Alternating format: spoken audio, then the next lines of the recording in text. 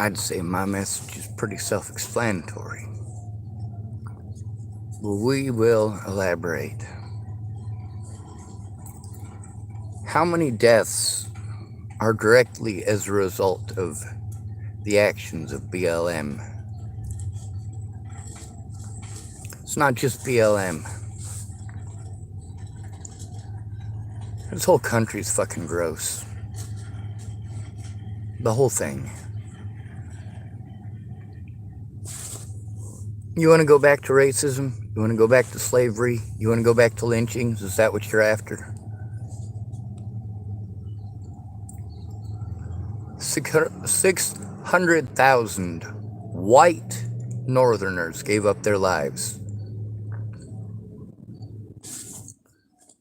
That was for the 13th Amendment.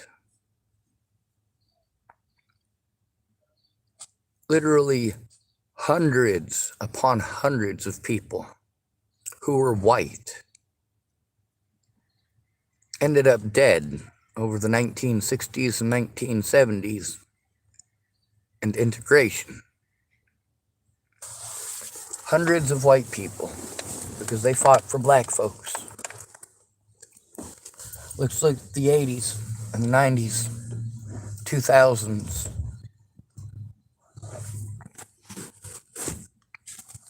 Let's look at the 2010s. Hell, let's go all the way back to 1954. All the way back to 1954. 1954, we started making rights specifically for black people. Specifically to keep them from being targeted. Did it make any difference? No, it still, to this day, makes no difference. 54 to 64 to 74 to 84 to 94. 2004, 2014. Next year, it'll be 70 years of the same bullshit. 70 years of laws with no teeth. 70 years. Now, the more we give up, the more we are told we are not giving enough. Meanwhile, we got black people shooting the white folks who are sticking up for them the most. And then telling us that we should look the other way because they're not black. Fuck no. Out here on the streets, I don't give a holy goddamn what the fuck color you are. Yeah, Christian, he's definitely not white. He definitely got a drug addiction problem. He's definitely got an alcohol addiction problem. He's definitely got a problem with the word no. But he's still a human being.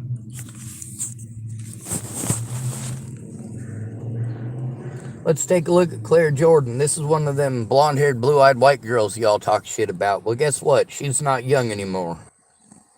She's about my age. She got kids. She's no longer a spring chicken. And she got screwed.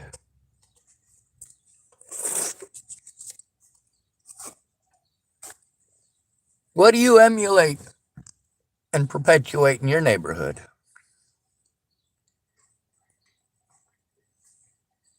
Do you try to propagate the little man Tate in your neighborhood? Do you tell yourself, hey, I'll never be as smart as him? Or do you tell yourself, if you work hard enough, you'll be as smart as him? Well, no, that's the one you'd be making fun of, isn't it? No, it's easier to get into the crack game, ain't it? Easier to get into the dope game. It's easier, isn't it? Of course, that gets you stuck in your same neighborhood, ripping off your own people in order to get a leg up, in order to get up and out, as the homeless people call it.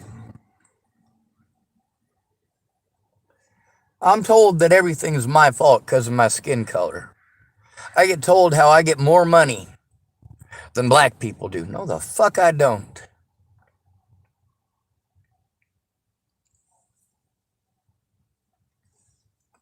I'm a disabled American, and I don't matter. I'm a homeless American, and I don't matter. We got BLM members going to a peaceful rally, and immediately after that peaceful rally, they want to throw artillery shells at sleeping, homeless, black people. Who's the most likely to be murdered in this country? Is it black people? No, it's men. Now, as far as population size goes, it's homeless. It's always the homeless. The homeless account for 0.18% of our population, yet they account for 61% of those killed by killed by police last year. That's just killed by police. Oh, come on. That's just killed by police.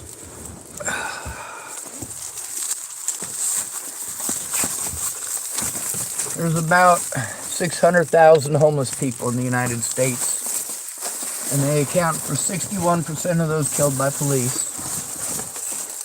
That's pretty significant. Black people account for about 16% of our population, and they accounted last year for 24% of those killed by police. What percentage of those black people were homeless?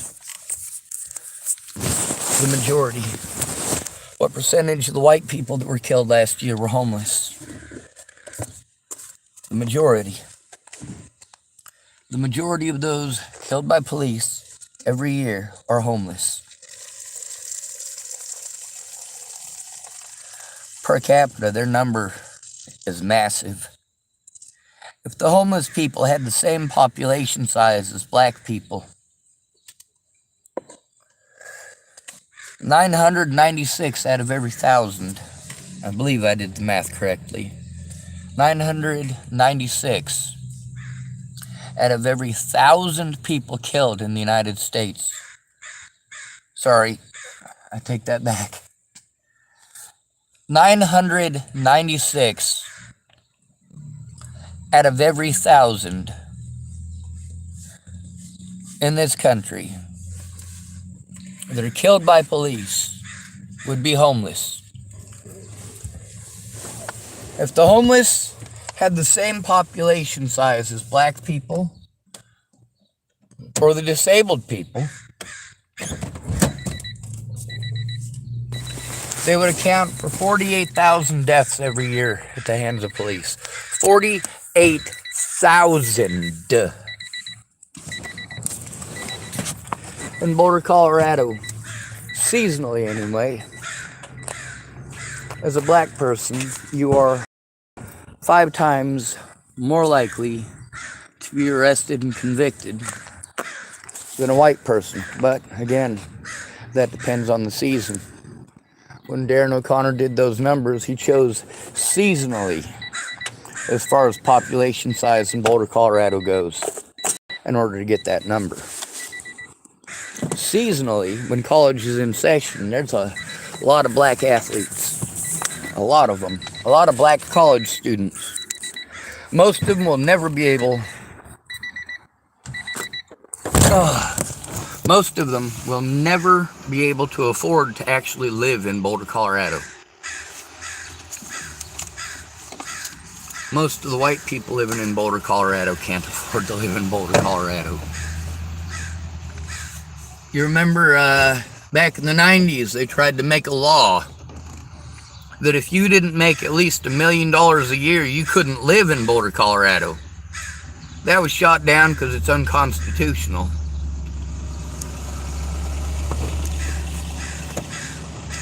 The fact is, y'all ain't lost enough. Y'all ungrateful.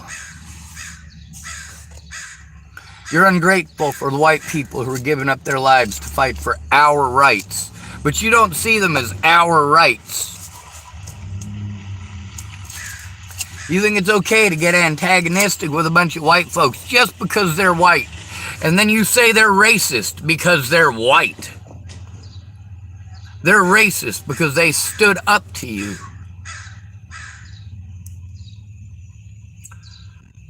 Well, you know what? I stand up to a lot of racists of every color. I stand up to sexist people of every gender. I stick up for the LGBT community, but I also speak out against it. I fight for the rights of black people. I still speak out against BLM.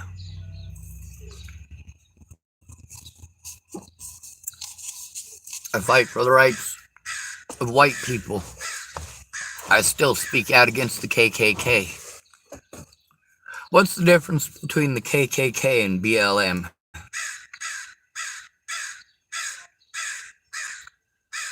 Black people don't support the KKK. That's it. That's it.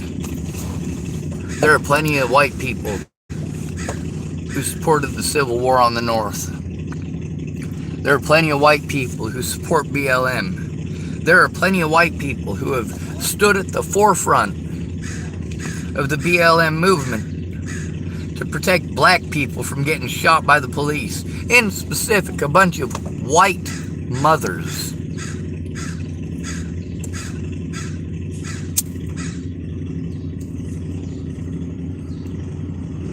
If you're a black person in this country who is not a white mother lover, there is something wrong with you.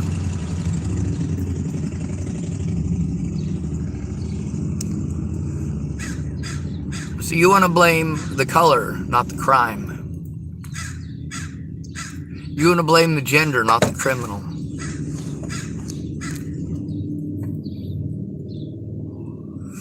You want to punish the conditions of someone's birth over the commission of crime.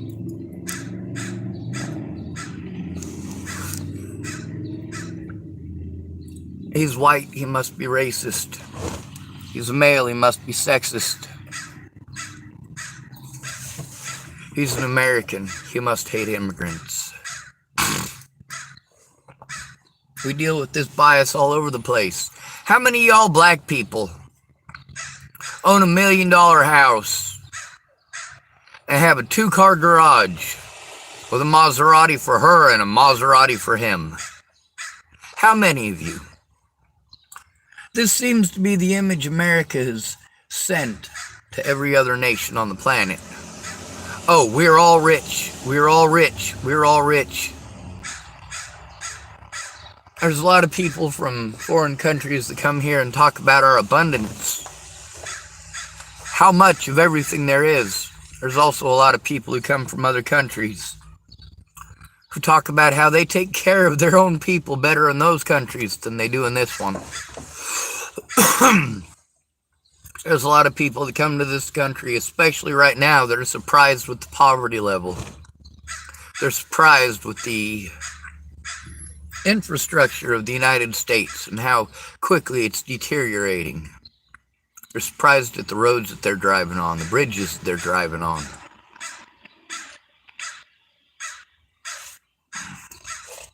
On the bright side, we're not having to cross the Muirs River.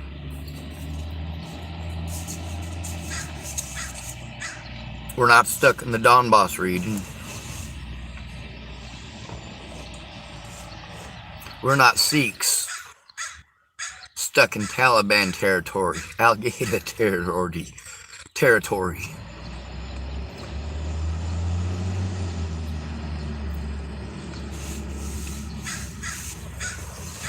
I'm sick and tired of busting my ass for a bunch of people who are just going to blame me for everything anyway. No matter how hard I fight for black rights, there isn't a goddamn black person in this fucking country lifting a goddamn finger to help me. Because you know what? None of them fucking care about me. I'm the wrong color. Getting a woman to get involved and step in. Damn near impossible. I'm the wrong gender. Us girls gotta stick together. Well, you know what? If your girlfriend is a rapist or a child molester or a wolf in sheep's clothing, I don't give a holy goddamn who you are. You're the bad guy. Rihanna Ingersoll, let me give you this here example. Rihanna Ingersoll should not have been hitting Amy Kalina Kingery's kids. She had every opportunity to stop. She didn't take that opportunity. I didn't give her the opportunity to stop. I tried to turn it in. Over and over and over again. It was the police. Their complacency, their laziness, and their sexiness. Sexy! Were these officers really sexy in their uniforms? No, the fuck they weren't. They were goddamn useless, and you paid for that uniform. You paid for that gun. You paid for that badge. You paid for that facility, and you goddamn right. I was willing to deal with those bastards in those places in order to get those kids safe. And guess what? If they'd have been black kids, I'd have done the same goddamn thing. If they'd have been male kids, I would have done the same goddamn thing. If they'd have been foreign kids, I would have done the same goddamn thing. You don't abuse children. I don't give a fuck what color you are. I don't give a fuck what gender you are. You don't take advantage of at-risk adults. I don't give a fuck what color you are. I don't give a fuck what gender you are. I don't give a holy goddamn what country you fucking came from. This is the United States of America. And there is nothing more shameful in this country than my countrymen. I go down to the center market here. And the people that work there, they're dark-skinned. And they got accents. And they talk to me like I'm a person.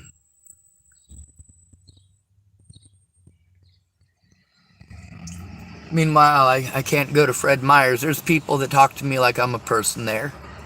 Caleb, he's one of the assistant managers there. Talks to me like I'm a person. To this day, if he sees me in public, he makes sure to say hello. There's a woman at the Starbucks over there by the Denny's. I can't go back there. But you know what?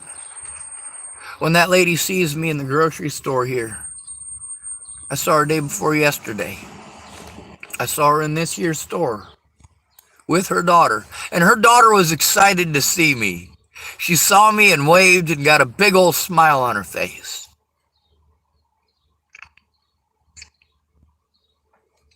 Now, how do I know this woman? I was flying a sign, trying to get some money to go in and warm up at Starbucks. And the lady came by and she told me to go to the Starbucks and get myself a coffee. So I did. I didn't quite understand what she was saying, but apparently she worked there and she wanted to pay for my coffee.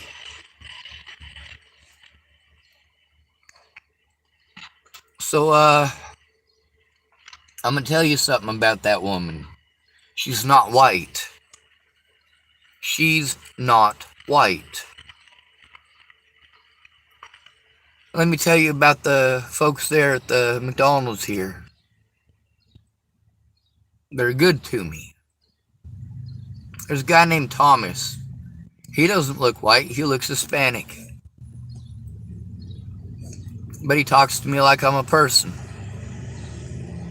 He also knows somebody I know from Colorado. Small world, right? Then there's Anna. She works there at the McDonald's. She's white. She's from Louisiana. So's her boyfriend. They're both nice to me. They didn't bring any racism with them. They don't pour racism out on people. The guy who's in charge there, though, his name is Nick. Part of the Aryan Brotherhood. Y'all know how I feel about the Aryan Brotherhood? Same as I feel about BLM and the KKK. They're fucking trash. They're fucking useless wastes of goddamn space. They're villains and hypocrites and liars.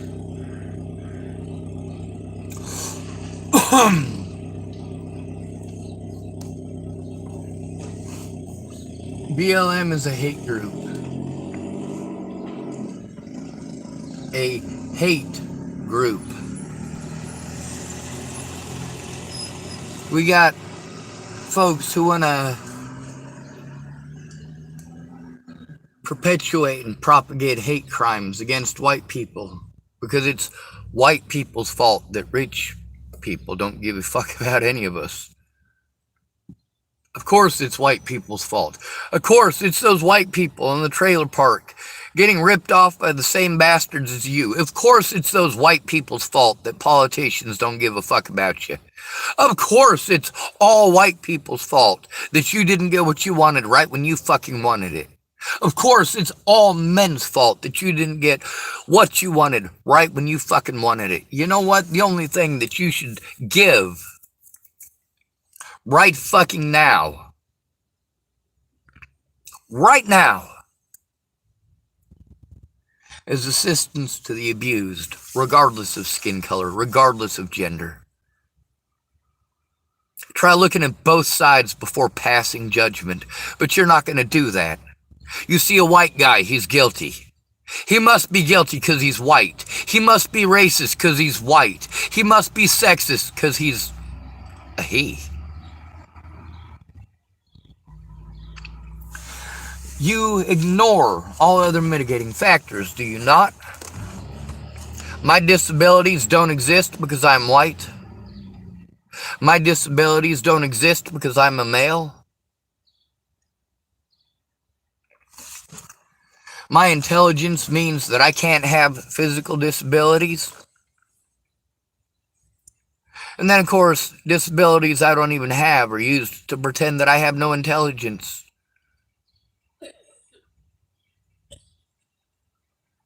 I'm intelligent enough to know that if a black man is trying to start a fight with me, and he's yelling and screaming in my face that I'm a cracker, I'm a honky.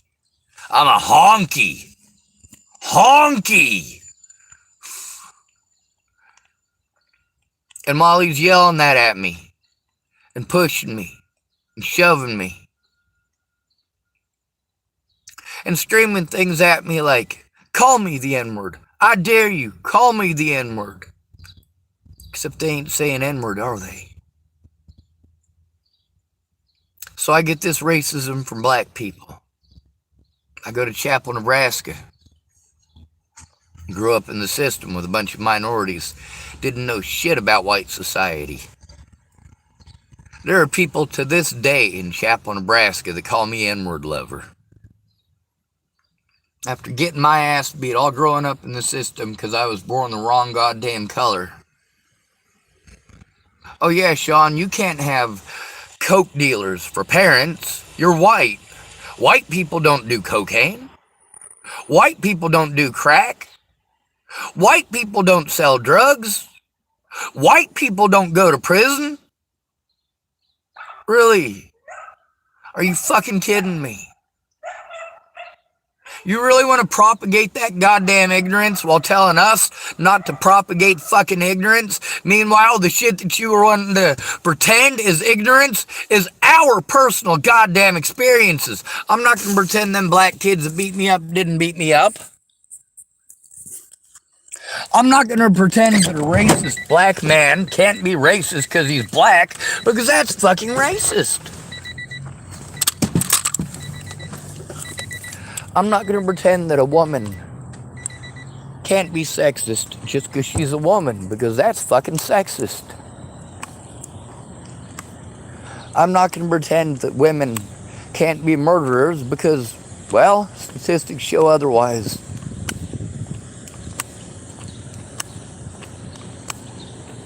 There's one thing that's been pushed real heavy. In over 50% of all murders, alcohol is involved.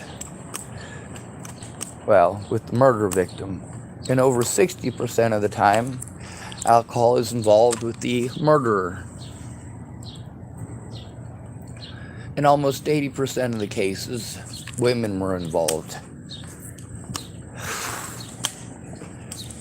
How did Brian Farmer end up dead? He got stabbed in the head. How about Jared Wallace? He got stabbed too.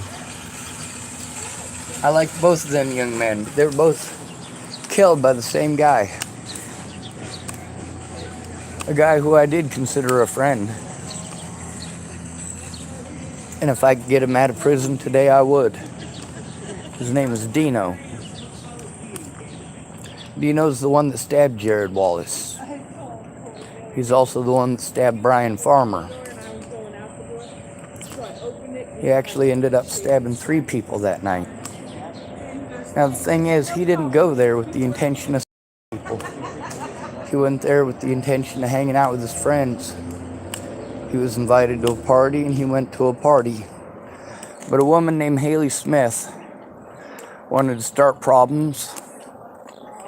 When Dino tried to leave, she made sure that it wasn't just her who started problems. Jared Wallace got involved. So did 3 others.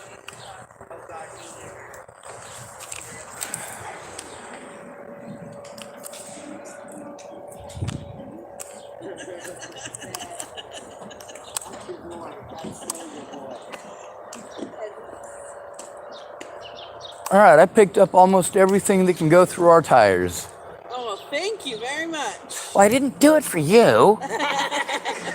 And good morning. Thank you for being good sports yet again. Oh, yes. Every day. Thank you for being a good Samaritan. 5 days a week. You can Don't tell my mother here. I did that. I won't. Don't worry. I know about street cred. Right? Okay.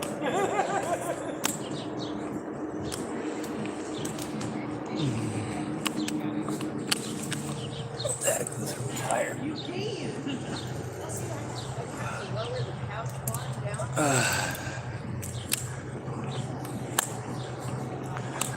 I'm going to tell you something about white folks. Most white folks just trying to survive same as you.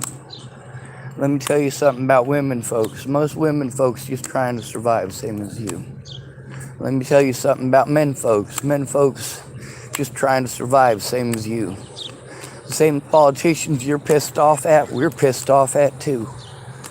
This 2-party system that's fucked us all. Yeah, we ain't too happy with it either.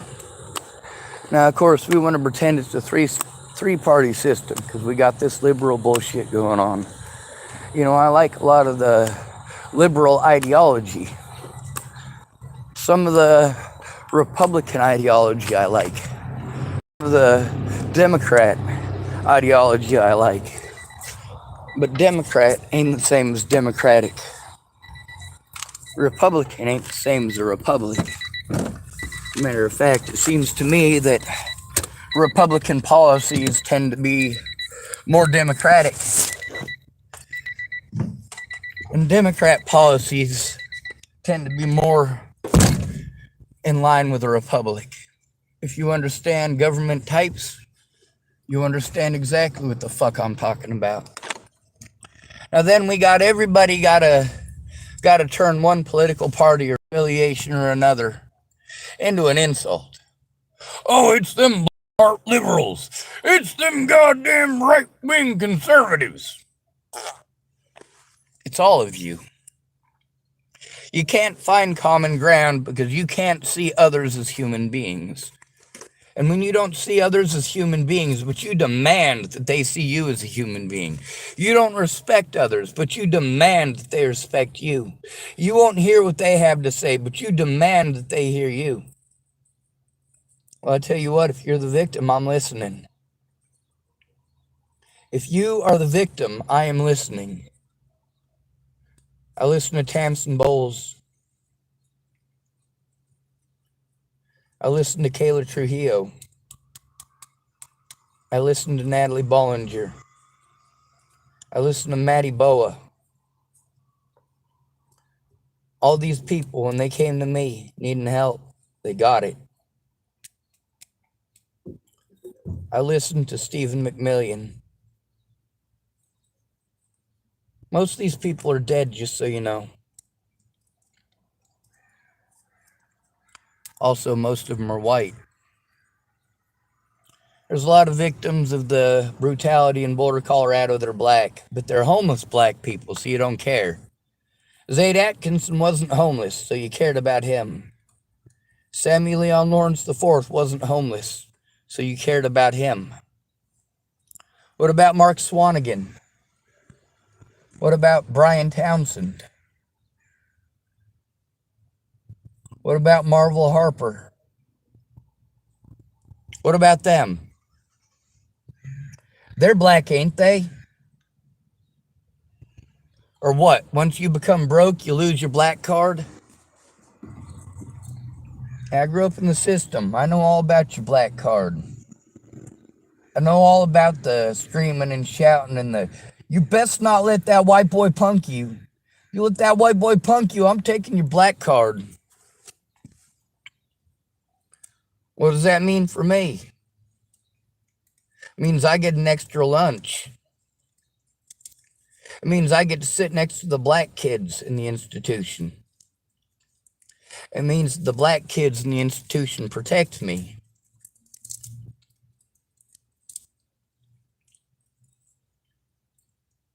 By protect me, I don't mean they're going to stop another black person from beating the shit out of me. What I mean is that they'll run scrimmage. If you ever been in the system, you all know about running scrimmage. Whether it's in the big house or the little house, somebody got to keep the guards busy. Somebody got to keep the staff busy.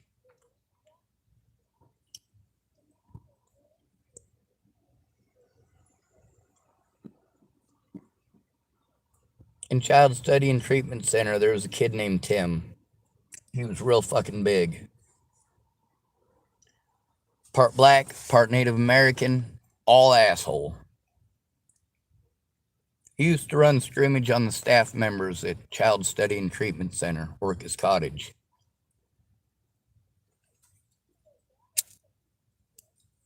He was a big boy. While he kept the staff busy, that's when Tamara and her buddies would come over and fuck my world up. I was there for 7 months. By the time I left there, me and Tim were pretty damn good friends.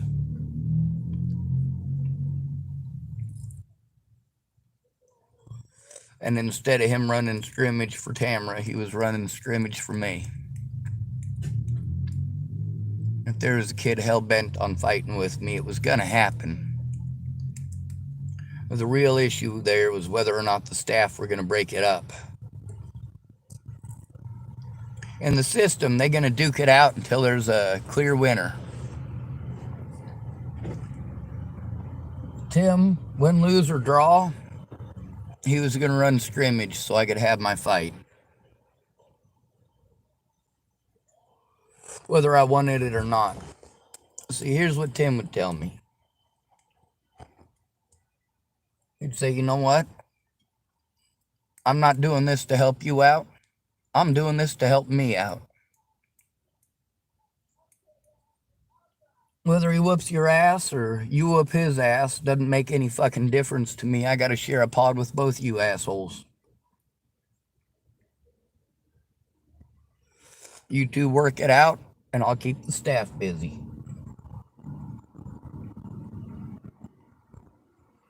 That's where you learn to have quiet fights. Y'all ever seen two people have a fight without making any noises?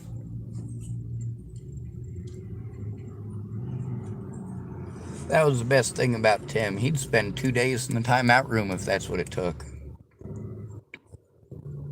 Occasionally knocking on the door. Have Sean and Chris fought yet? No. Well, get the fuck out of my face. I taught him how to kick a timeout room door so it reverberates through the whole building. You stick your arms in between the pillars like Samson, and then you donkey kick backwards. Tim was a lot bigger than me.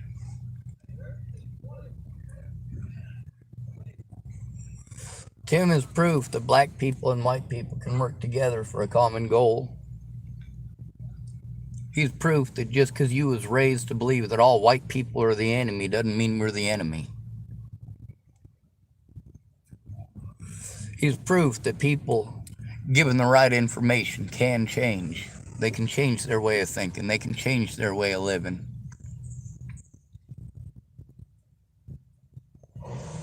But you need to get out of your fucking stupid bullshit. Pull your heads out of your asses and stop just blaming white people. White people are not responsible for every goddamn problem you've had in your lifetime.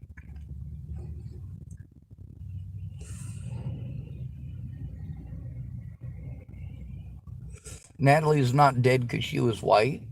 She's not dead because she was a woman. She's dead because nobody would fucking listen.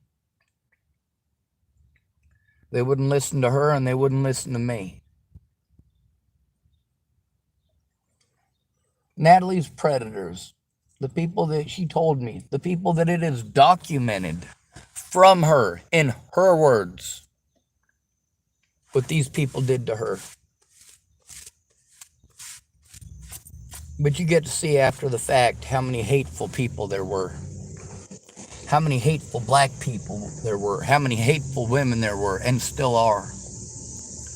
How many of these man-hater groups try to destroy my evidence, try to destroy my words, and harass me everywhere I go. Then I'm told that it's my fault that I'm abused because I spoke up. If I'd have just kept my mouth shut, these people would have left me alone. That's not how abuse works. When somebody finds a target that they can get away with victimizing because nobody gives a shit, they will stay on that target because they have someone to take their shit out on. You didn't get that college loan? Take it out on that person nobody cares about. Your dad raped you again? Take it out on that person nobody cares about. Your boyfriend beat you up, but you don't want to end up homeless for leaving him? You all know, every one of you, regardless of skin color, regardless of gender, you all know you can find a white homeless man, take it out on him, and nobody's going to give a shit.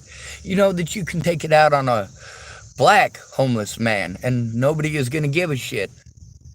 You can take it out on a white homeless woman. As long as she's not pretty, nobody's going to give a shit. And the older you get, the less likely people are to give a shit.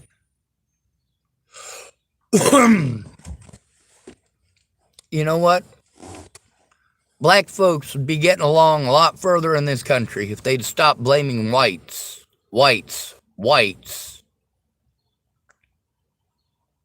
If you would stop and give credit to the people who are doing for you so much, myself included, instead of saying white, go to the back of the bus, you're white. Telling us that black people are the most marginalized people in the country. Not even close. Men, the homeless, and then the disabled. The disabled have the same population as the black population. Around 60 million. There's around 60 million disabled people in the United States. There's about 60 million black people in the United States. There's only about 600,000 homeless people in the United States. While you want special rights for blacks, there's blacks on the street that you don't give a shit about. While you want special rights for women, there's women on the streets nobody gives a shit about.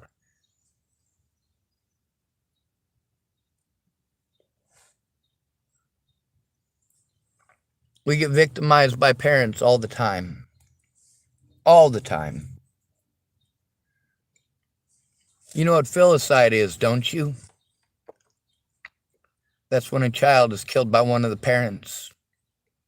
59% of filicides are committed by the mother. Women are 5 times more likely to get physically abusive towards their children than men. The most likely people to commit filicide are mothers without jobs. Idle mind is the devil's workshop. Now, I got a real good habit of getting on my channel, talking about how it is, and immediately thereafter walking up to somebody who's going to show the contrary. Of course I do. Why wouldn't I? Why wouldn't I show my own hypocrisy when the point in it is a lesson to learn?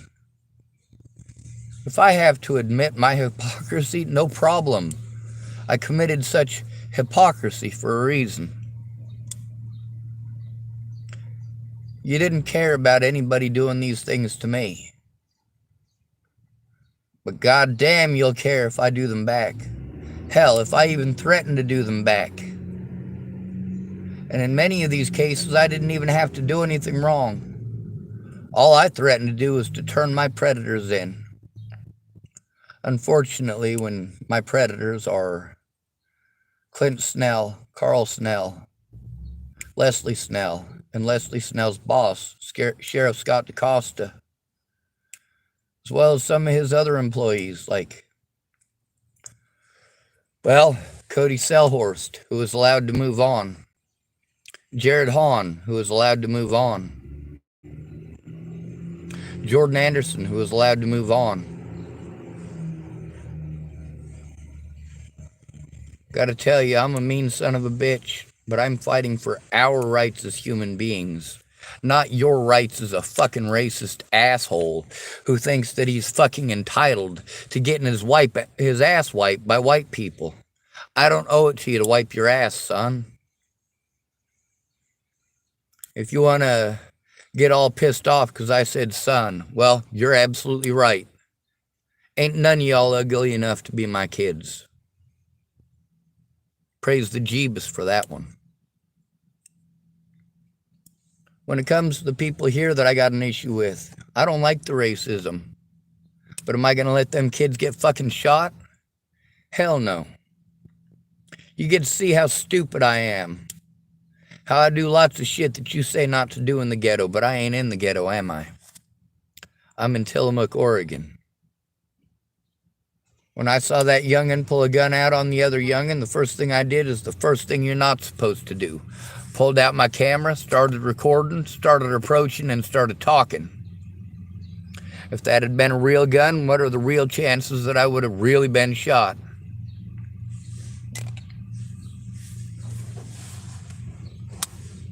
Thank goodness it was just youngins fucking around. If they'd have been black kids, would I have been so stupid? You goddamn right I would have been. I grew up in the system getting my ass kicked by black kids. But, and it's a big but, the majority of the kids that I grew up with were black because I grew up in the system. When I moved to a new area, if I see a black person, it puts me at ease automatically. Hell, that black person could be a serial killer for all I fucking know. But I was raised with a bunch of black kids. Serial killer or not, it puts me at ease because that's one of my people. Doesn't sound right, does it? When I see black people, I know there's a possibility I'm going to fit in.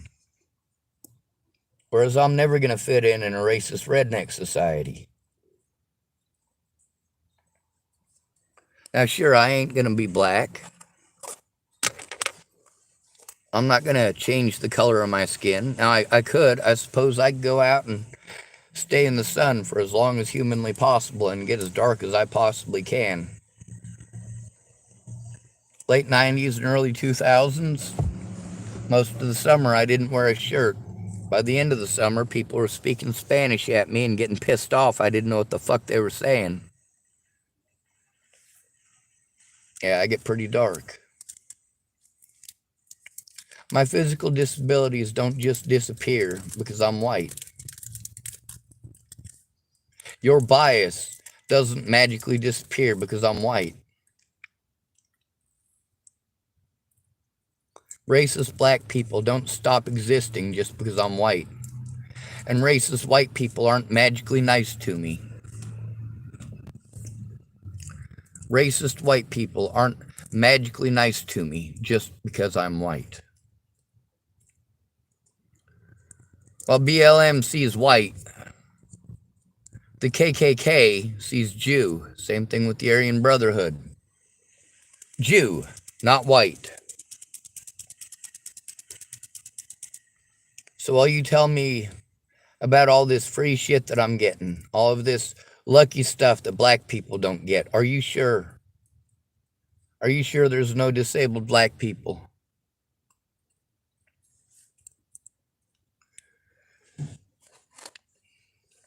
See, it's the insinuation of mental illness that ends up screwing most of y'all. The majority of those who the police kill are people they can call mentally ill.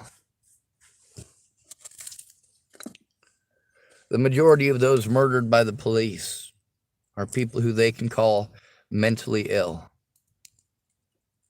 Maybe they got bipolar disorder. Or maybe they're hypervigilant because of a history of abuse, a history of being abused, a history of being taken advantage of. Then you blame the victims and victim blame and victim shame by telling them it's their fault for having a victim's mentality. You know what? When a man 3 times your size is allowed to beat on you and you're not allowed to defend yourself because all you've got to do is say, oh, well, he's mentally ill. Or you get assaulted by 3 black guys at the same time, but if you try to turn them in, it's the, oh, well, he called me the N-word. Are you sure I did? See, that's the thing I learned growing up. Them kids are saying, call me the N-word, call me the N-word. I dare you, call me the N-word. Come on, honky, come on, cracker, I dare you, I dare you.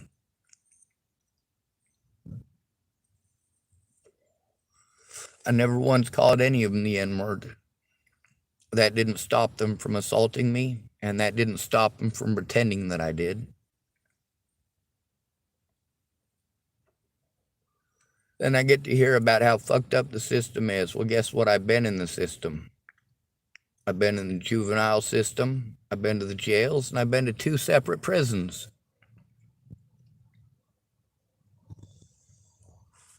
By the way, I continue to speak out about how people are treated in those prisons, including black people like Ajamu Ojo Ree.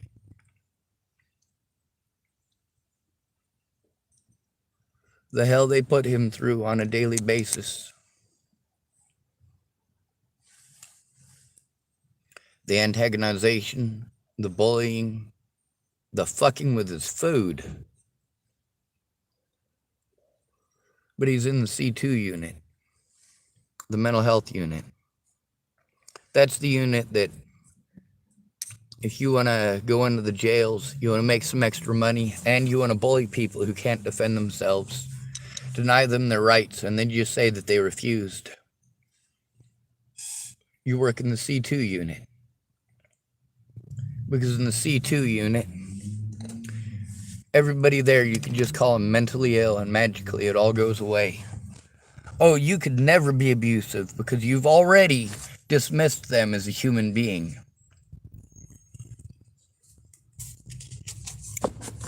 Much like the black community is doing to white folks. Much as the female community is doing to male folks.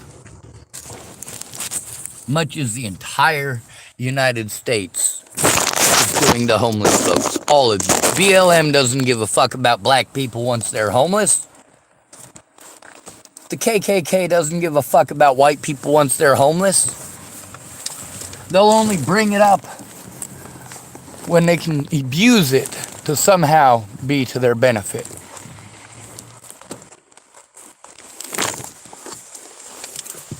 Oh, white people this and white people that. Which white people? Which white people are doing it? Are all white people doing it? Are all white people the politicians that are passing those laws that are fucking you over? Are those laws anti-black or are they anti-poor? Are those laws meant to railroad people that are black? Or is it meant to railroad people that don't have the money to jump through all those hoops to defend themselves? In the United States, our bail system is proof that you are guilty until proven innocent, and that you can buy your way out if you have money. Larimer County, Colorado. I was assaulted at Clearview Behavioral Health and injected with mind-altering medications. I want you to look up Haldol. Then I want you to look up Ativan. Then I want you to look up ketamine. I want you to read through those things. Read through the side effects. Then I want you to compare those side effects to schizophrenia. 70% of those injected with Haldol and Ativan exhibit signs of schizophrenia for at least 2 to 3 days afterwards. 70%. 30% exhibit signs of schizophrenia for 3 to 6 months. 8% of those injected with Haldol and Ativan. That's almost 1 in 10.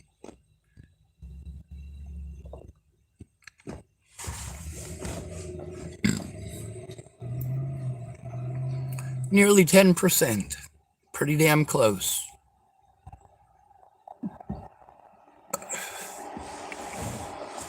It means out of every 10 people taken to a hospital and injected with those things, about 1 in 10 are going to be permanently schizophrenic. They literally inject people with drugs that make them schizophrenic or act schizophrenic. That's not okay.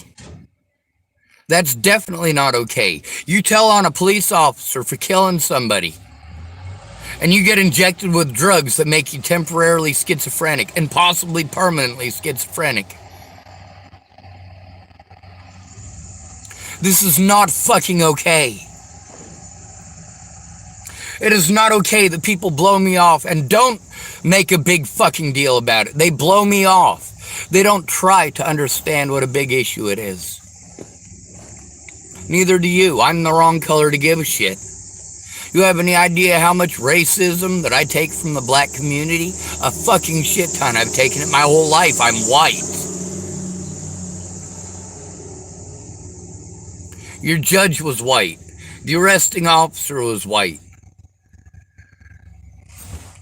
The public pretender was white. The prosecutor was white. Judge was white. And you can't take it out on any of them because they work together. But you see me and I'm white. I might as well be responsible for the actions of those other individuals. I'm white. Right? I might as well be responsible for the men that you dated that beat you, even though I've never dated anybody. Right? Because I'm a male. I must be responsible for your dad raping you because I'm a male. I must be responsible for your mother killing your brothers and sisters because I'm a male. How about you look at statistically who's most likely to do this shit and who's most likely to get away with it? See, that's something that a lot of these sexist hate groups want to throw at men. that police are sexist. We teach every person in this country to be sexist. We're all supposed to protect women and children. And who is going to protect us? Oh, we're supposed to do it ourselves. Every woman in this country gets men's protection unless she doesn't want it. And if she doesn't want it, it's her fault she gets beaten. It's her fault that she goes back to the son of a bitch.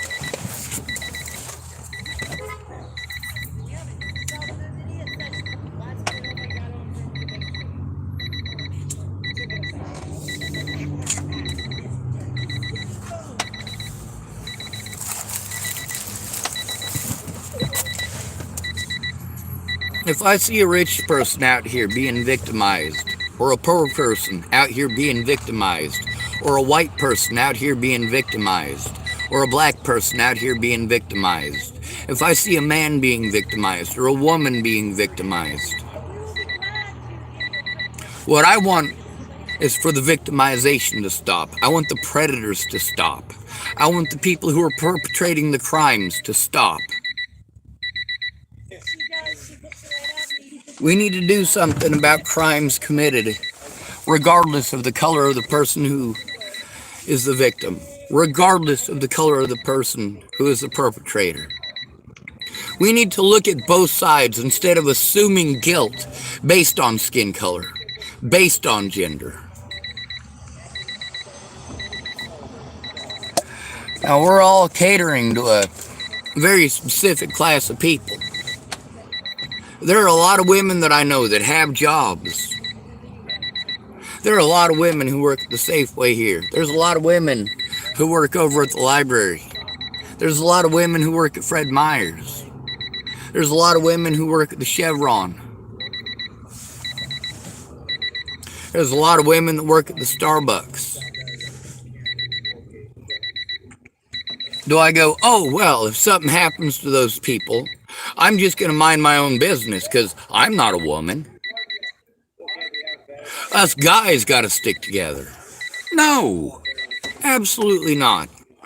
A lot of people want to talk to me about loyalty after stabbing me in the back. A lot of people who wanted to tell me about loyalty after selling me out because their drug dealer was one of my predators. Wanted to throw me under the bus because they didn't want access to their drugs cut off, access to their sales cut off. And in that particular case, a lot of these druggies are friends with one another. No, you don't want to be known as a narc. You don't want to be known as a rat. I'm going to tell you something. I never gave a crap about your drugs. I care about your drug use because I care about you. I care about your drug use because I care about those around you. I care about your drug use because of the way that you act and treat others, because of the selfishness inherent in it. While many people out here cope with the abuse that they take by doing drugs and alcohol and trying to drown it out, I stay away from the drugs. I stay away from the alcohol. I don't try to drown it out. I try to change it. I tell my story in the hopes that somebody will listen and actually care. I tell my story in the hopes that other people going through the same thing will speak up loud and proud. Not for me, but with me.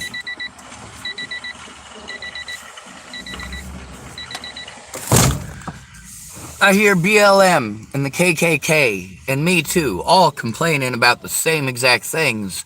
Their rights are being violated and ignored. I hear black people blaming white people blaming black people. I hear men blaming women blaming men. And I take the time out to defend each and every one of those groups. I also take the time out to belittle and berate and chastise each and every one of those groups. The Me Too movement is only Me Too unless you're a man.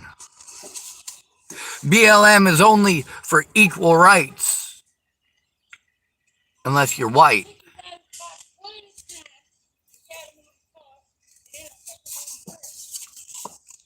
The fact is, equality means wrong is wrong. It's not magically right for a white person, or magically right for a black person, or magically right for a woman, or magically right for a man. When it comes to the most victimized people in this country, it's the ones who are the easiest to get away with victimizing. The ones least likely to have a firearm. The ones that you can discredit by calling mentally ill. The people most likely to be murdered in this United States are homeless people. Specifically male homeless people. And the excuse is always the same. They're mentally ill, mentally ill, mentally ill. If you've got PTSD from being raped, you're mentally ill and no longer credible.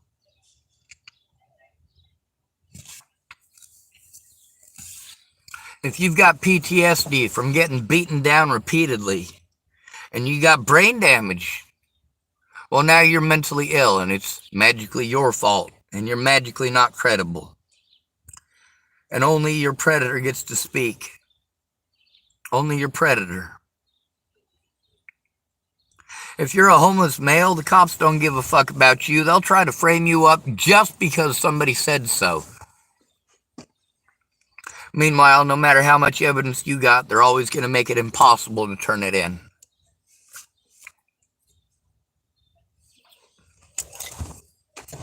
On the bright side, I'm not going to stop fighting for your rights, regardless of how much you pretend that I'm the villain. I'm not going to stop pretending that black people are human beings. I'm not going to stop pretending that white people are human beings. Because they are. Good morning. I don't know if you know that there's no homelessness or vagrancy laws all across America now, so just Yeah. beware. When did that start? Oh, it's been going on since I think like 1700s, Very much.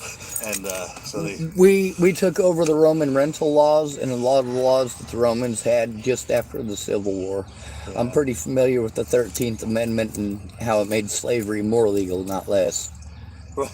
right. It's worded differently, but it's still the same thing. Sir, are you All of assuming us my are gender? slaves, really. Are you assuming that I'm homeless? Are you trying to insinuate that I am a vagrant? No, what I'm doing, I'm just warning people. I'm just letting people know that if their character or their behavior is homelessness or any of those things, that really requirement for home is what you have over your head right now, but technically vagrancy is what I'm more concerned about. Yep, that's one of the black codes started or that- right after or- the Civil what's- War.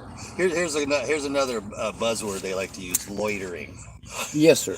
Yeah. So no loitering allowed or littering, but see that's not working. Yeah, but I've been picking up the stuff in the major walkways and any of the, like, I'm sure you see all the metal crap all over my car that I've picked up on the roads. That's because I don't want any of it going through my tires, but I don't want it going through anybody else's tire either. Oh, Just yeah. because somebody got a nice car I'm doesn't boring, mean they yeah. can afford the damn thing. Oh, they can. They're already in debt for it, so it's fine. Right? It's America. We're all in debt anyway. Who cares? right. Yeah, like 75% of Americans are in debt to something. So it's whether it's a credit card slavery bill or any of those things, that's all slavery. No doubt. I saw that Nick feller. He was a little bit better off. He hadn't been drinking yet, though. That was, I think, yesterday. No, he was good. I ran into him when they caught the bus, so I saw him. You're right. It is absolutely the beer that brings him off into the weird alien conspiracy shit. Yeah, he's kind of like a moth. You know, he drinks and then all of a sudden he just starts banging his head up against the light, you know, Yep. thinking it's, you know, whatever, aliens or government conspiracy theories, or he's got a lot of those good. I'm sure you and him probably can agree on some of that stuff. Some of it we can, but the whole alien thing is just way, way far out there. And then the whole blaming black people thing, that's a little off kilter, being as the stuff that he was blaming on black people is stuff that Congress did. And I checked out Congress. There are black people in Congress, but they're not all black people. Right. You know, and to blame black people on the streets here like he did, like that was way the fuck off base. Those black people on the streets did not make those laws. Right. Especially when there's only like 2 or 3 of them.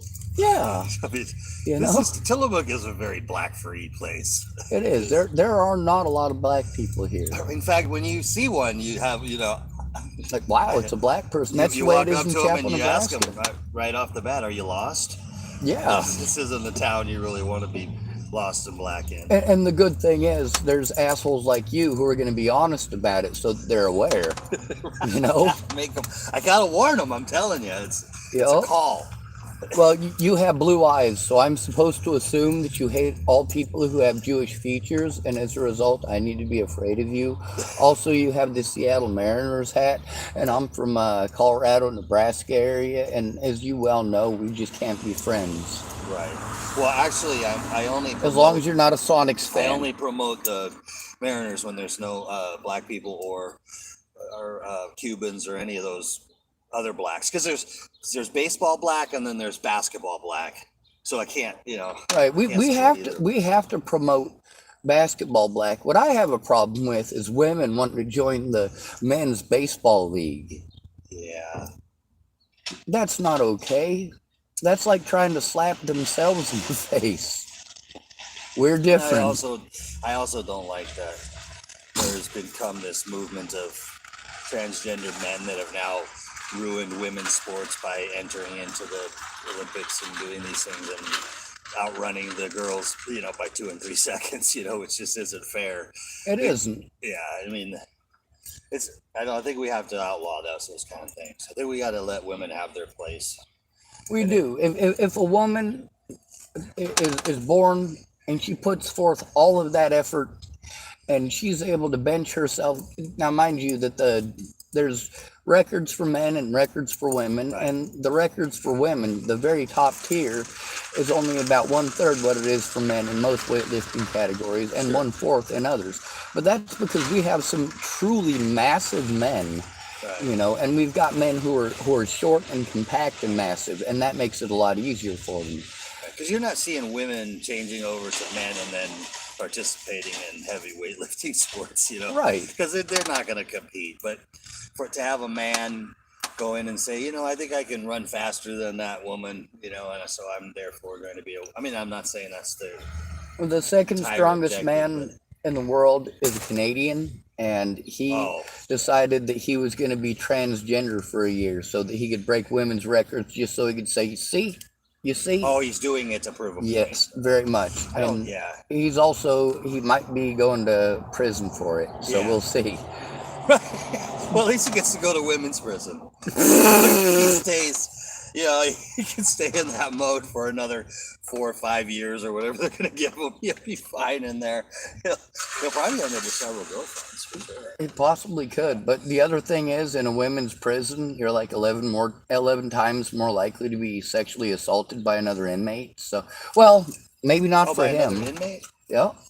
I was thinking by the guards, but The guards in the Lincoln Correction Center and the DEC, one of the guards there, her name was Michelle Decini, and she had sex with inmates and was bringing drugs into the facility. She's now in prison.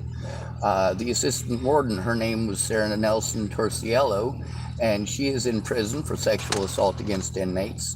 And then there was 2 other staff members there, both females, that are in prison for sexual assault against inmates. wow. So yeah, that was in a Women are male's very prison. competitive with each other, that's for sure. Very much so. And then of course, I think even more so than men are. I mean, we have our competitive flow, but most of the women I know agree with that. They do. A lot of the women I know, they say I don't have any female friends. What the women think, because the way I see it, they're born with little feet so they can stand closer to the stove. That's their job, is to take care of the home and do all that, and they've kind of extended themselves out into the world and go girl, whatever. But Absolutely girl power if you're going to be a part of the society, if you're going to be part of the movement, and if you're going to be a part of making things better. The way I look at it, whoever is the best cook I would just should be tell the one them, don't cooking. burn your bra if your boobs hang down. Just, because I don't want to see that. It's the bad thing about going into the store over here that women are just flopping all over the place and think that they burned their bra in the 50s and 60s and now they're stuck with what they've got. And I think keeping it in the bra is good. So you just remind them when you see them bent over and their puppies are wandering all over the watermelon, just to let them know that I'm not allowed to look the direction of a female in this country. I'm a male. If she stares at me like I'm a pervert who raped her dog as I walk across the parking lot, I have to completely ignore her, because if I notice that she's looking at me and I accidentally make eye contact for half a second, then I'm rapey and she's scared. see you got the wrong attitude about it. It doesn't matter if you look at them or not; they still think we're all rapists. So you might as well look. It's like what's the point of not having to? There's some really beautiful women in Cow Pie City here, but it's not. We can notice. We just can't longingly drool or there. I mean, there's the occasional cat call that would come out from a construction site and stuff like that. Makes women a little nervous. I know a lot of women who catcall frequently, and it depends on who you are. A man with your abdomen, probably not going to get catcalled. Me, when I was in my 20s, oh, hell yes. If I walked around with my shirt on, I'm still ugly as sin. Women didn't pay me any attention. The moment I turned my shirt off, took it off, and tucked it into my back pocket, boom, every woman was staring at my abdomen. I do quite well with my abdomen and my white beard because children think I'm Santa Claus on vacation, and they'll, and then women like that. Oh, our kids really like you, and all those kind of stuff. Not in a perverted sort of way, but just a kind of normal, this. It's not hard to get laid no matter how you look, to be honest. You're right, it's not hard to get laid. But then, for me, I'm really grossed out by it. And that weirds out a lot of guys that I know, because they're like, all right, Sean, I get that you think mucus is gross, but it feels good. And I'm like, but it's mucus. It's mucus. I mean, I can see that if you're doing the oral thing and it's in your mouth or whatever, those kind of things. I mean, I don't expect a woman to swallow, but that's why they make an adjustable steering wheel. That way it keeps their neck in place and it's no big deal. Some people's fucking kids. Hey, all right, brother. That's one of the things about consent. At least you are 100% on par and on board with consent. Right. That's something that a lot of people out here, they want to make the rape jokes. Like, whoa, hold on a second, because those, first of all, aren't jokes, especially out here. Some of the jokes that you were making over there, those were okay jokes. Those were damn good jokes. The stuff that he started saying, especially after you left, that was just a lot of hatred. And, don't get me wrong. I think he has some of that still in him, that he has to deal with. He's young, man. He's only 30. He's just a baby. That's true. And he's only been out here a little while. He likes to, I'm seasoned. I've been out here for a year or 2 years or whatever. Come on, man. It takes a while for it to really ingrain into your system. Well, a lot of the stuff that you were trying to drill into his head is common sense. He was just going to talk right over it. But you're right about it being the way you're doing that. I mean, it's the difference between an alcoholic and a lush. The moment a lush gets that alcohol touching their tongue, they automatically hit that mental state. Whereas somebody who's an alcoholic, they need the alcohol. They're going to drink the alcohol, and the alcohol gets them well. So when you're a lush, you've gotten yourself into a mentality where just the flavor of the alcohol turns you on to that mentality. Right. He did admit to me yesterday that he noticed that people had an issue with him when he had been drinking. But then he followed that up with, well, they still have an issue with me when I'm not drinking. So, he's going to have to make the decision based on his experiences. Like, well, what's going to be the better way? Is it going to be to stay sober? And I believe that's the better choice for him. Well, I noticed when he said he was going to cut down to 1 beer a day, that he did cut down to just 1 beer a day. Yeah. But also, like you were noticing, that 1 beer is enough. That's it. Plus, it's the 40 ouncer and that kind of. That stuff's really only good for when you're 18 and playing quarters and things like that. Yes, absolutely. Just a drinking beverage, If you're playing beer pong, then by all means. Mickey's Big Mouth, Old English 800, all those things will work. As long as it's not hams. For the life of me, I don't know why anybody would drink that, why anybody would buy that, why anybody would waste the time to bottle it. Somebody's drinking it. You know, Yeah, but there's plenty of couple of toilets. hillbilly fishermen out there that are picking up half rack of hams while they're casting their fresh worms out there trying to catch something. You're probably not going to believe this, but I'm going to tell you anyway. I saw a regular Hams beer bottle. Huh. Didn't look like a keg or anything. It's just like a regular green beer bottle. Maybe they were trying to use the confusing angle. You don't know what you're really grabbing. End up with a hams. Oh, I thought it was something else. Right? And it's a hams. Or this is a waste of time as Bush Light. Yes. Really? I mean, you might as well just drink some water. Bush Light, Keystone Light, and that's the thing. Any of the In lights. Nebraska, it's Bush Light. It's either Bush or Keystone, and everybody in Nebraska drinks it. And I'm like, Is Keystone a Budweiser product? It I think it's a all butt tastes product. Some tastes the same. I think it's a byproduct of drinking light beer, getting the beer shits, and then filtering it and drinking it again. I've never had that. It's an interesting idea. Well, you get beer shits from keg beer, actually. Oh, yeah. Yeah. Yeah, I remember that. Yeah. In fact, when we were young and we would have kegers, we started realizing that there was, something happening after drinking that stuff. So somebody would evidently put a porta potty up in their 4x4 truck and bring it out there. So Inevitably, you had to. Yeah, especially when you're 18. I used to carry, well, I still think I have my camp shovel in here buried, but I've got 3 camp shovels just because you never know. If it's not somebody who wandered out here after a party, it's something. And if it's left out here, it makes it bad for all of us. Right. Because everybody and their mother complains about, hey, there's a shit over there and I can smell it. It's stinking up the whole parking lot. It's one of them hobos. Right. What I do is evidently I really paid attention to my body, so I know when kind of it's coming or those kind of things. If you eat too late at night, you want to be careful about those kind of things. And as a homeless person, you got to start preemptively walking.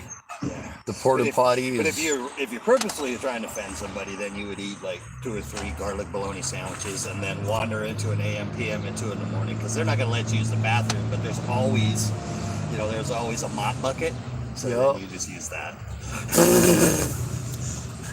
When I was in Denver, I had to go talk to a news reporter. It was like February of 2018, and I went into the office where I was told I needed to talk to him, and I really had to pee, and they wouldn't let me use their bathroom. So I went outside and I looked around. There was no bathroom. I went back into the building in the middle of their lobby. I pulled their dumpster over, pulled it over sideways, and stuck my pecker in it. I was like, you know what? I'm not gonna have this issue just because they want to be dickheads to homeless people. Yeah. And I'm not gonna be. See, that's not how you solve it, though. I don't understand where that philosophy came from, where you say, well, we have all these homeless people, we're going to take away all the dumpsters and we're going to take away all the bathrooms. How does that really help? It doesn't. It makes it easier to victimize us. In Boulder, Colorado, they got 2 different charges they'll give you if you urinate in public. If you're a college kid and you whip it out at 2 o'clock in the morning and urinate in the alley off of Pearl Street, you get a $100 ticket. You don't have to show up to court. You just pay the $100 fine for urinating in public. If you're a homeless person, you're a sex offender. Same exact scenario, same exact place. That's for sure. Yeah. I actually went to court over that.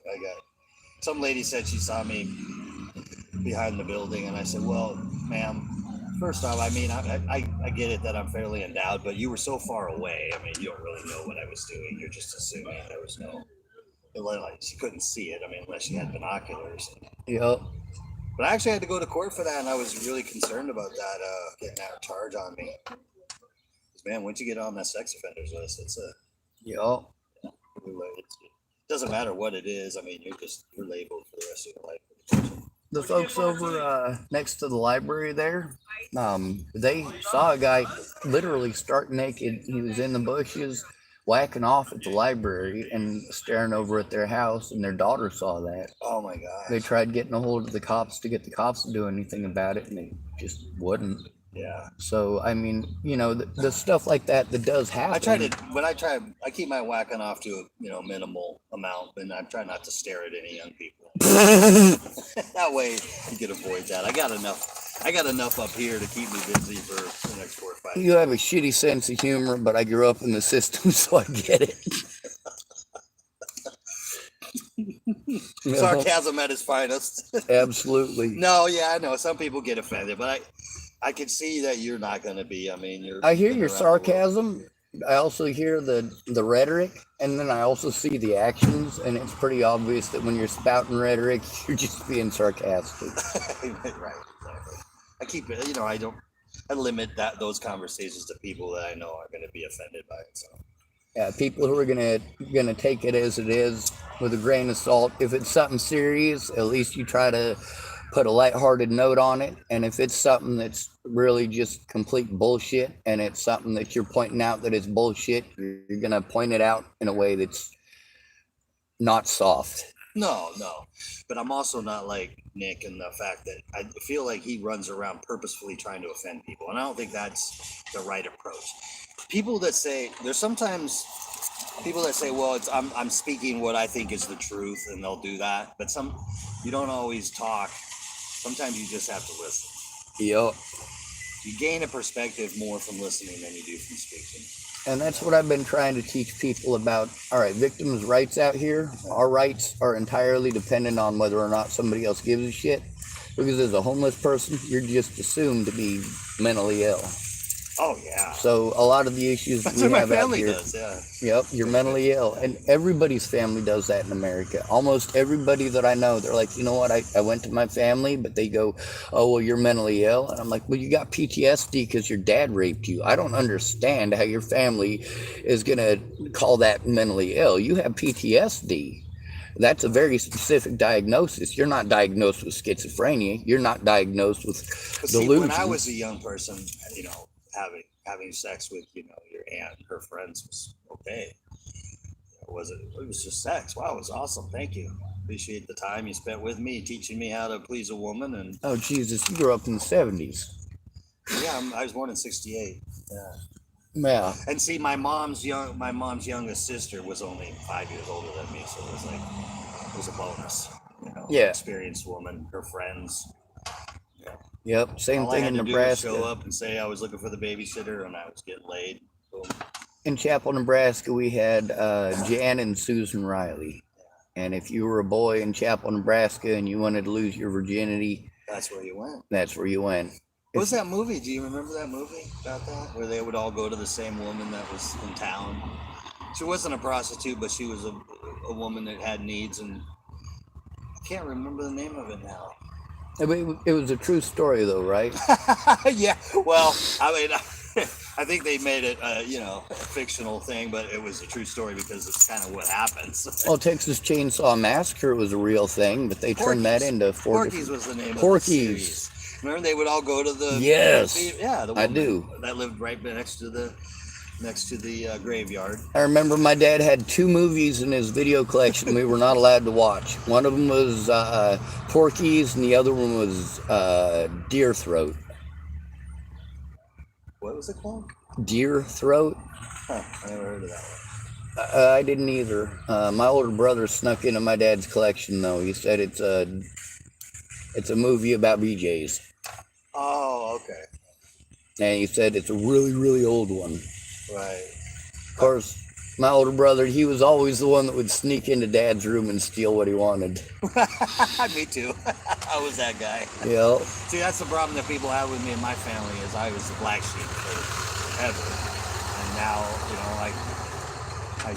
here I am. I come and I say, oh yeah, by the way, I'm a Christian man and I'm trying to do the right thing. Oh, sure you are. Yeah. Plus, you have mental illness. Yeah. And that's why you're mentally ill. You're imagining things. You're delusional. Yeah. All kinds of issues. And so it's like when I go home, it's like walking into a scene from Intervention. Everybody's sitting on the couch with the pillow, and passing it around, and everyone wants to tell me what I need. And you're supposed to call it the football. it's the football. Yeah. Whether it's a pillow or a talking stick, or I've been to some interventions where it was a stuffed animal, Sure. but you're passing the football. It's a stuffed embroidered pillow from my grandmother that she made, you know, that somebody still has and uses for interventions. So yeah, it's a good thing. Definitely. That's one of the things, like for me, I'm the black sheep of my family. And really what that tells me when somebody says they're the black sheep, I'm like, you're the honest one of the family. Right. I just did things that, you know, you're not supposed to do to your family members. You know? But I've also helped them in a lot of ways as a black sheep. Like my aunt was stuck in this situation with her vehicle, so I went and stole it and lit it on fire, and she got the insurance money. So she should be thanking me, not, oh God, there's another thing he's done. You know, put it on the list. You know, it's a very long list. All considered cons, none considered pros. It was all. It was good intentioned. Oh yeah, it was very good intention. So because she was unappreciative, then I knew where she kept her money, and I went into the house and I took it because she didn't want it anyway. You know, so she wasn't appreciative. So therefore, that ended up with 2 strikes instead of just the 1. But I think you. So, but if the family hasn't seen you in all these years, how can they use the stuff against you from that you did, you know, 10 years ago? That's what people do. That's what they remember. Even They want Jesus- you to forget right now. If something happened 3 days ago, they're going to say that happened in the past. You remember 6 years ago when? Right. You remember in 1986 when you broke into that lady's house when you were drunk? Yeah, I thought it was our house. I was drunk. Right. I thought I was there. Right. Exactly. And then I heard a story about Robert Downey Jr. That's what happened to him. So I said, yeah, I did that before he did it. So he doesn't get to take credit for that. At least I get bragging rights. I did it first. That's right. You always do it first, and then the people follow. It's the thing is to try to get the copyright on it once you get it. Oh, I should have gotten the copyright on turning in Clearview, because I turned in Clearview and a year later they finally got in trouble for doing exactly that exact same thing to many other people. Plus they killed Tibor Hatay. It took them almost 3 years to close that place down. I was like, well, at least they finally closed it down. Yeah. Same thing with Waylon Lolatai. I'm like, I told you. But people don't want to hear that either. Did you just say I told you so? You don't have to be like that. Right. Yeah. Equality. People love that I'm honest until I'm honest about them. Yeah, I think that's par for the course of American society. Is it's all right as long as it doesn't happen to me. Yep. And then once it happens to me, now all of a sudden I have a cause. So. That's what 90% of my YouTube channel is me being a hypocrite and saying, see, it's wrong if I do it. How is it okay for you? What's your YouTube channel? It's Shawn David, SHAWN DAVID. It's easy to tell which one's mine because it's a picture of bald-headed me holding a baby goat. And no, that doesn't mean I'm a Satan worshiper. I was on a farm in Gallatin Gateway, Montana, and they had goats there. See, not all people are interested in, satanic things. So yeah, you have to be clarified on that, put a disclaimer under that, or just say you're, born and raised on a farm, and they'll go, oh, he's into bestiality. It's okay. I have to be afraid to show some of the homeless people in town my ID because it's got 3 6s in a row on it. You're laughing like I'm kidding, but you're also laughing like you know I'm not. Yeah, no, I'm laughing like I know you're not. yeah. I'm it's okay. I think. Well, also you just have to be careful on who you show in your content and all this, because some people they get kind of offended by stuff, and then they want to take. Now all of a sudden they have a cause against you, and then now you very much got so. People attacking you from all kinds of different places. Well, I'm glad to see you keeping yourself busy. I mean, if you're gonna be out here, you might as well be proactive in the community, whatever. So I wish I could just crawl off in the woods and be left alone. But then when I'm off in the woods, I'm like, there's so much to do. That's true. So what do you don't one or the other? Oh, on the bright side, they got that song. It's called "If I Die Young" by the band Perry, and one of them lyrics is about how people don't listen till you're dead. So I keep on drinking lots of sugar, trying to get myself a diabetic coma. Right. I smoke my cigarettes, but that cancer ain't fast enough. No, it doesn't. It's not fast. It's a slow process. I would say if you're going to do the sugar thing, switch over to that creamy marshmallow stuff. That works really great. Just Oh take my the God, swipe in yes. there. Just give yourself a nice little. I used to make fudge with that stuff. No bake fudge. Oh yeah. Yeah, it sends you into a sugar atmosphere like no other. So, Well, the problem with that is like, all right, sugar and sugar on the raw, I can consume it and it stays there. But for some odd reason, anything more than 3 marshmallows comes right back up. you're a puker, are you? Yeah, it's kind of like, you know, Well, I you're guess so somebody happy gets- that you're getting laid and you're glad even though that you're drunk, but then the lights come on and you're like, holy fuck. Right. Yeah, I stopped doing drunk chicks too. Just one experience I had was the blowjob, when then I ended up with a bunch of spaghetti in my lap. Yeah. That ended that idea. Now it's the roofie thing. I notice people are doing the rehypnol and getting the girls. I mean, I've been thing is, if noticing they've that already women come are to you, doing that to a boys a lot now. Like that. Really? Yeah. I mean, when I was roofied in Hood River, it was by another guy, but he wasn't trying to roof me to take advantage of me. He threatened to kill me, and then he pretended that he was trying to apologize to me by he was going to give me a drink on a hot day. Well, people don't realize how cheap meth really is now. That dude probably put $30 worth of meth, maybe even $40 worth of meth in that cup. I took a big swig of it because it was hot. Yeah. I had to induce puking 8 hours later when I was finally able to make it to the hospital. Still had that shit in my system. Wow. Yeah. Huh. They didn't do any of their job about that. I'm like, hey, I was literally drugged by people immorally and illegally, and by law they're supposed to turn that in. Instead, they treated it like it was no big thing, like I should basically be happy that somebody gave me free drugs, kind of the way that people treat you when you're molested by a woman. Like, sure, you're 14 and sure she's a 30-year-old teacher, but you should be glad you got laid because you're a boy. Well, I mean, I was over there mowing her grass. So, I mean, it's really my fault. It must be. I think there's a double standard to a lot of different things. They'll protect a girl up till she's almost 18. If they can. I mean, parents can file, and say she was assaulted. First off, she went to the party. She partook. She went home with the guy. She pretty much, I understand that no means no all the way up until the point of, almost full-blown intercourse. I get all that, but At the same time, when a man says no, it doesn't mean no. It means try harder, apparently. I know so many I don't women know too that many were... guys that say no, so it's not like... I've known a lot of women that weren't attracted to me, and I told them that was fine. I didn't want to have sex with them anyway. And then the next thing you know, I'm like, I'm not even that good looking a feller. I'm not rich. I'm not well endowed. I have 3 grapes, and there's only 2 of them in the wintertime. Like, what the hell is going on here? Well, it's like you were saying about the competition. It's a challenge. Right. So, of course, if a man is not interested in you as a woman, is something wrong with me? Am I not pretty enough? What did I do? This guy doesn't have a girlfriend. As far as I know, he's never had a girlfriend. He's never even had a fat girlfriend. I'm good looking. Why doesn't he want to have sex with me?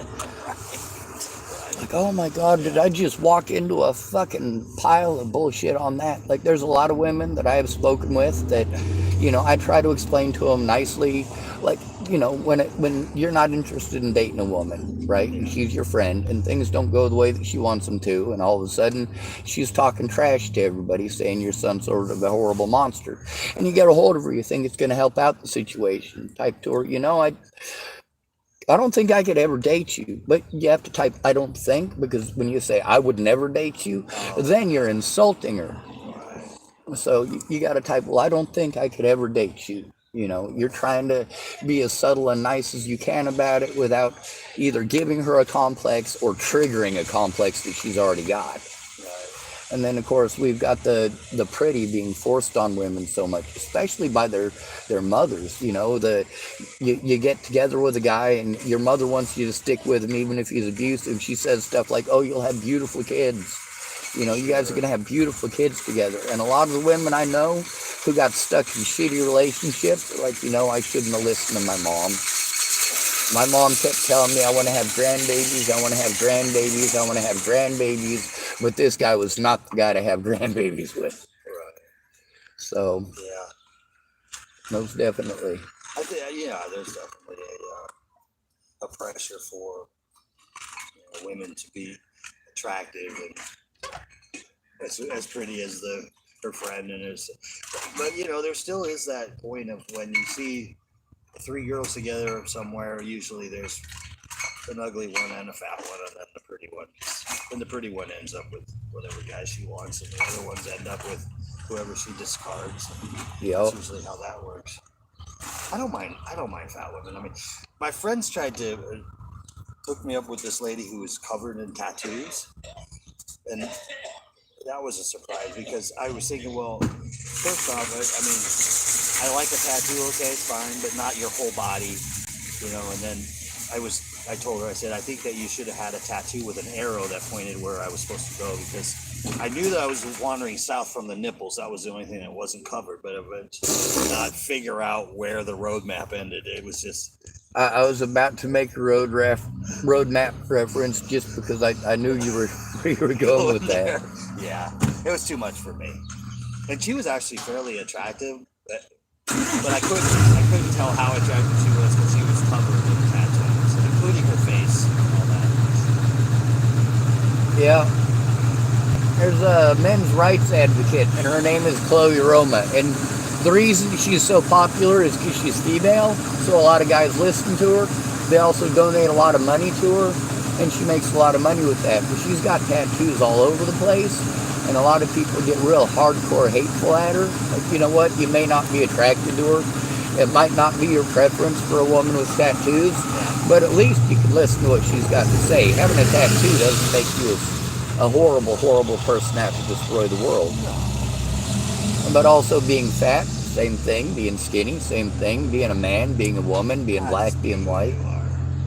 That's what I tell people. Just be who you are. I'm not very good at being who I am, apparently, be that though. Person. You don't have People tell me, Sean, you should be okay with being you and just be you. And then I am who I am. And they're like, yeah, but what I meant is you should be different. than you. You should be more like me, but be you.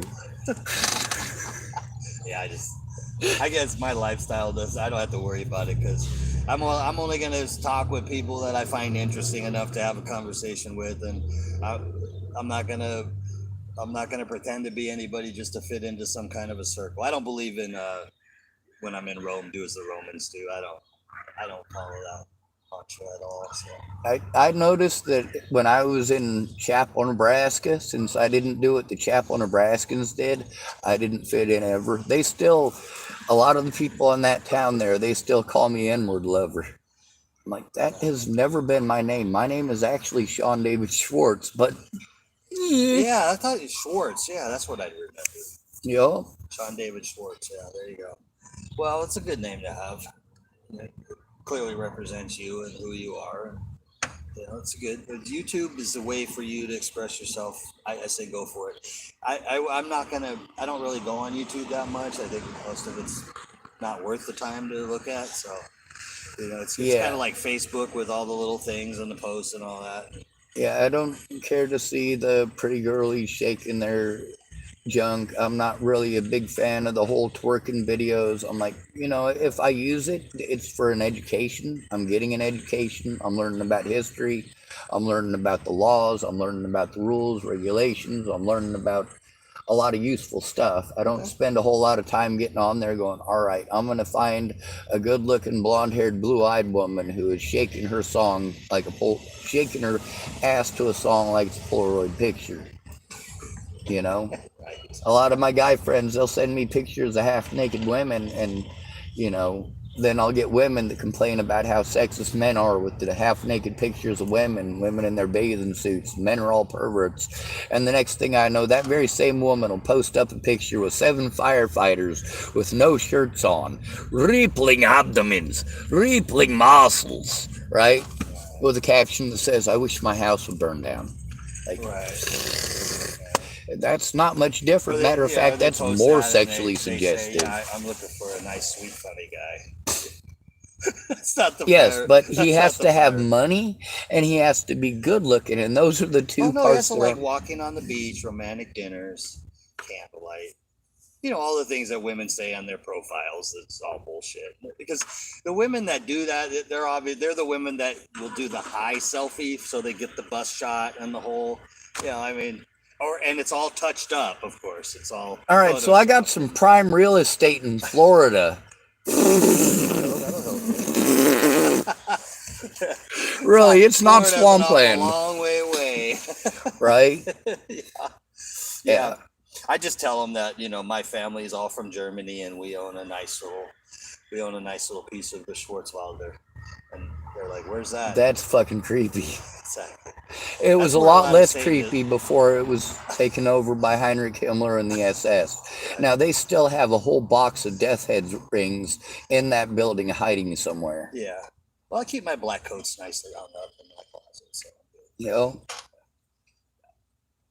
we keep it all in the family as much as possible. We got 2 families we try to breed out of. We make sure we keep the line pure as the driven snow. So no, if there's any interracial stuff, we try to make sure that they're moved away before they have children. Right. That's how you keep it going. What's Good going morning. on? I don't. I got rolling papers. That's it. Oh shit. I could hook you up some rolling papers if you ain't got any. Nah, I don't know how to roll. I gotta roll. Yeah, I don't smoke, brother. Man, I'm sorry. What are you up to? He's smarter than me. All right, I'm gonna go inside. Do you have you been to the store this morning yet, or no? I had just enough to get a cup of coffee, so I went and got myself a cup of coffee. I'm broke other than that, but on the bright side, I got my coffee. Yeah, we're all broke. I think I got like $3 to my name. I gotta go in there and use the restroom, so they're gonna, want to see identification, want me to enter my backpack into some restricted area. And then you have to get the code. Right. I didn't get the code this morning. I just been peeing in my cup. In your coffee cup? Yeah. I'll talk to you later. Be safe. Thanks, Craig. Oh, fuck, that hurt.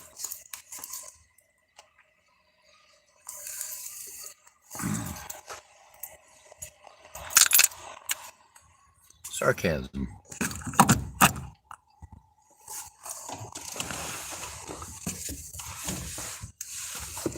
He had a lot of intelligent things to say. We also noticed how when he decided to be a bigot, he made it very outlandish. About keeping it in the family and the whole inbreeding line. Absolutely, When he was talking about the 70s were definitely a different time. 70s, early 80s, a lot of the stuff that happened during the 70s and the 80s is what prompted a lot of the laws that we have now as far as incest. A lot of the marriage laws that they ended up with, for a time there, you weren't allowed to get married to somebody unless you'd had a blood test. Now, this is before, we had DNA testing. They could just tell enough about your enzymes to be able to tell if you were related to somebody as brother or sister or first cousins. But that law came about before we were going to do those testings. Basically, they had to do it by doing a genealogy thing. And of course, back when it was all on paper, you couldn't just access it at your fingertips. You had to call up where the person is from. Their maiden name was a lot more important back then.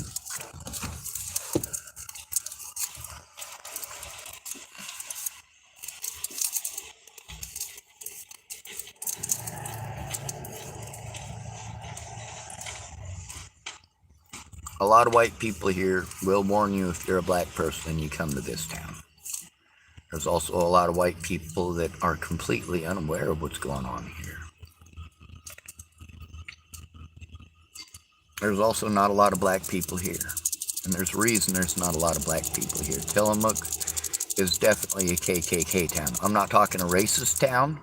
I'm not talking about an Aryan Brotherhood town. I'm saying this place is run by the KKK. I'm saying the people who are in charge are KKK. I'm saying the people that make the decisions are KKK. I'm saying that the sundown laws here in Tillamook, Oregon are very much alive and well. They're just not advertised the way that they were. Somebody last week was showing me a bulletin board used to be in this town. I'm going to try to get a copy of that picture of the bulletin board before I discuss what was on it.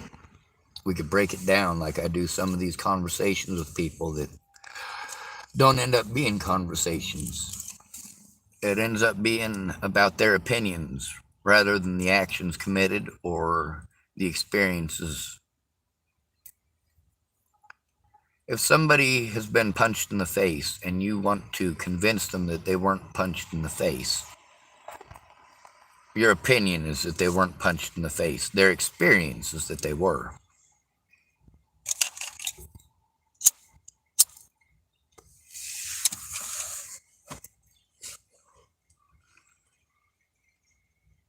The people here, a lot of them, just like the people at Chevron, a lot of the people there at the Fred Meyers, people there at the Denny's, and both of those Starbucks, they were nice to me. They were absolutely nice to me. But also there's the people in charge. There's the decision makers. And there's all the harm that they caused. Because they have the power and you don't.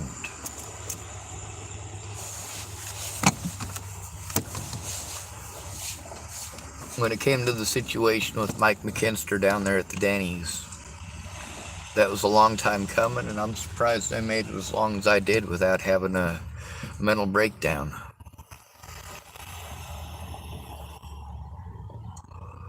But also, if you go back to all the time that I spent at Denny's, you get to hear a lot of those people's stories.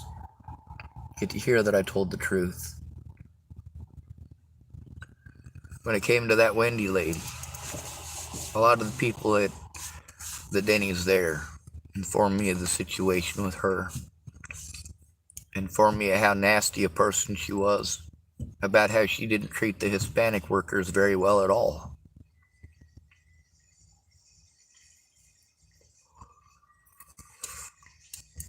I also want to say that Miss Rose makes the best biscuits and gravy at Denny's. If you go to Denny's and you love biscuits and gravy,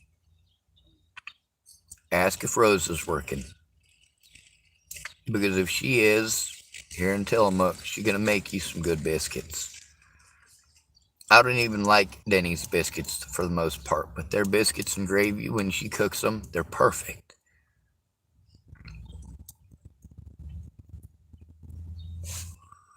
Here in a KKK town, in the middle of a sanctuary state, like the McDonald's, run by a guy in the Aryan Brotherhood, Nick. He's one of at least 7 or 8 Nicks that I have met just in this town.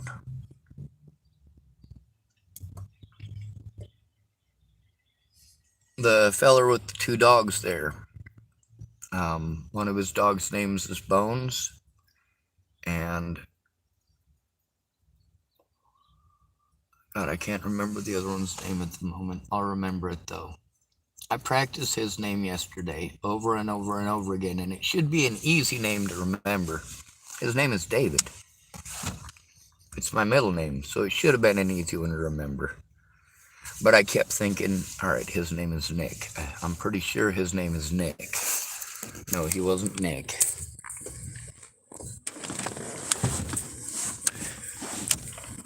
You got to hear that guy talking some racist stuff. Is he really racist? No, he was playing the part. That's it. He was showing futility, which is one of the things that I do on here. And many of you take my futility efforts as if they're honest efforts, as if it's actual racism, as if I actually believe that shit. A lot of times I get on here and I tell you what the other side's saying. When I tell you about the stuff that I hear coming out of the black community, that doesn't mean I agree with it. When I tell you about the hatred coming from the female community in this country, that doesn't mean I agree with it. When I tell you about what these racist white people are like, that doesn't mean that I agree with it. And for, of course, a lot of racist white people, the black people are doing with BLM, as if I support that. No, I don't. And then I get a lot of black people that want to pretend like I am supportive of a lot of this racism from white people. Oh, absolutely fucking not. I tell you their reasons, their excuses, and it's a little bit of both. People pay attention to their surroundings a lot better than they pretend to. A lot of people's only protection in the United States now is playing stupid. My mom, she used to tell me that she thinks that a liar is worse than a murderer. I agree. Liars get people killed. Case in point, my mother.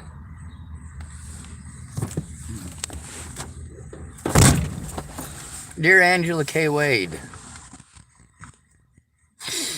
Right? That's my mother's name, Angela K. Wade. Angela K. Wade is racist against Mexicans. She claims that she was raped by a Mexican once, and that's why she hates Mexicans. She also claimed that she was raped by her dad all growing up. He's a white guy, not a Mexican. Does she hate all white guys? No, she married 4 of them. She's also cheated on her present husband with at least 6 other white guys. My dad, he's Nebraskan too. My mom was born in Portland, Oregon here. My dad was born in Scottsbluff, Nebraska. Same place I was. Same hospital.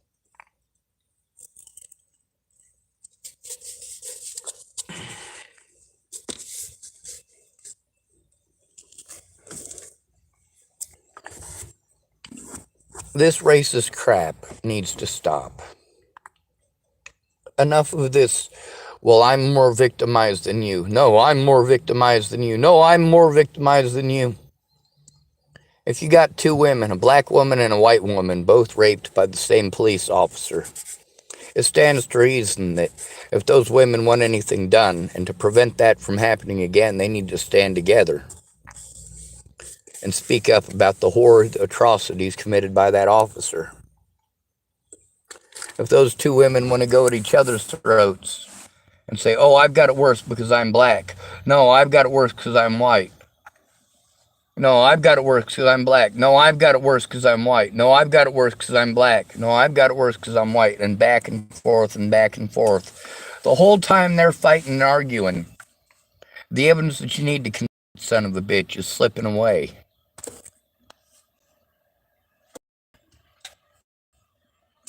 And then once the opportunity is gone, the black women are going to blame the white women, and the white women are going to blame the black women.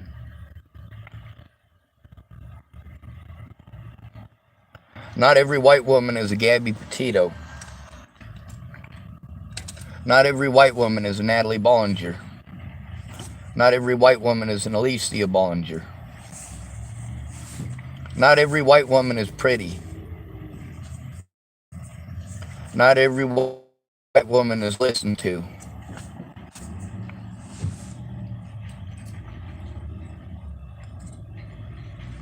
when it comes to equal rights.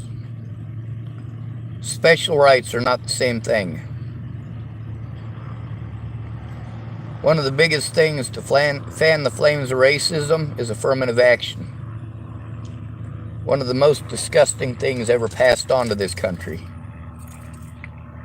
Because affirmative action helps nobody. It doesn't give teeth to the laws that are already here. It doesn't protect any of the victims. And it gives people special rights based on skin color. Which, of course, there's a lot of people unhappy about after busting their asses to try to make it so that black people didn't have to deal with that. Let's make it equal. Let's make it equal. There's a lot of people that fought hard for black rights that ended up being racist, or what you pretend is racist. Saying that something that is wrong doesn't make you a racist. It's wrong to give someone special rights because of their skin color, because of their gender. And yet, in this country, we do both. And it depends on regionally where you're at. If you're in Nebraska, nobody gives two shits about your human or civil rights. If you're in Denver, Colorado, Boulder, Colorado, somebody might.